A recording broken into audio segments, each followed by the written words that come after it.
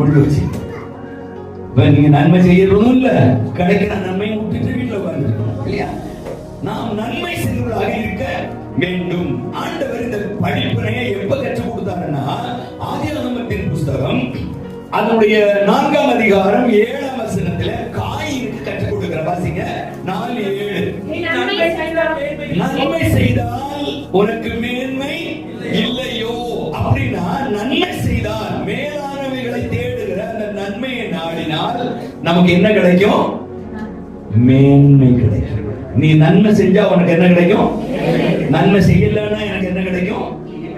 தீமை கிடைக்கும். அல்லேலூயா. நீ நன்மை செய்யாதிருந்தால் பாவம் உன் வாசற்படியிலே படுத்திருக்கும் என்று அன்றைக்கு கற்றுக் கொடுத்தார். யாருக்கு? காயினுக்கு. அந்த கதை நமக்கு தெரியும். காயினுக்கும் ஆபேலுக்கும் 2 பேரும் அண்ணன் தம்பி. அண்ணனுக்கும் தம்பிக்கும் ஒரே ஒரு பிரச்சனை தான். எதுல பிரச்சனை? கோயில்ல தான் பிரச்சனை. எங்க பிரச்சனை? வீட்டு பிரச்சனை இல்ல, சொத்து பிரச்சனை இல்ல. என்ன பிரச்சனை? கோயில்ல காணிக்கை கொடுத்தாங்க. ஒருத்தன் ஒண்ண கொடுத்தா, இன்னொன்னு கொடுத்தா.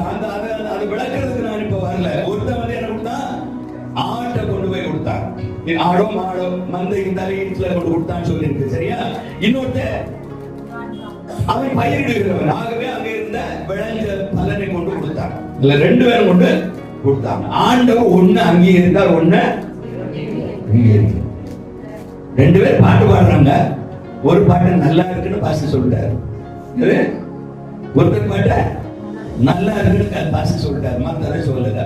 சொல்லாதவங்களுக்கு என்ன வரும்? வருமா வராத? அந்த பிரச்சனை தான் காயின் இருப்பா.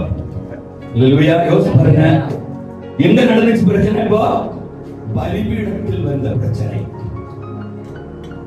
நான் இந்த உலகத்தார் பேசல. யாரு பேசுறேன்? நமக்கு. யாருக்கு? ரட்சிக்கப்பட்டு ஞானஸ்நானம் பெற்று அபிஷேகம் பெற்று தேவ பிள்ளைகள் என்று சொல்லி தேவனை துதிக்கிற நமக்குள்ள வர பிரச்சனை அங்கே வந்துச்சு. ஆதியாகமத்துல ஏதேன் தோட்டத்துல வருது. ஏதேன் தோட்டத்துக்கு பக்கத்துல, ஏதேன் தோட்டத்துல வெளியில வந்துட்டாங்க. இப்போ ஏதேன் தோட்டத்துக்கு பக்கத்துல இவங்க குடியிருந்த இடத்துல பலியிட போனார்கள் 2 பேர். பலினா என்ன? இன்றைக்கு நம்ம பலி என்ன பண்ணிடுறோம்? ஸ்தோத்திர பலி போடுறோம்ல. அப்படின்னா அர்த்தம் என்ன? ஆராதனை செஞ்சாங்க. நம்மவும் ஆராதனை செய்கிறோம். காயினும் ஆபேலும் என்ன செஞ்சாங்க? குழப்பம் எங்க வந்துச்சு? ஆராதனை ஸ்தலத்துல. அல்லேலூயா. ஆராதனை ஸ்தலத்துல 2 பேருக்கும் பிரச்சனை.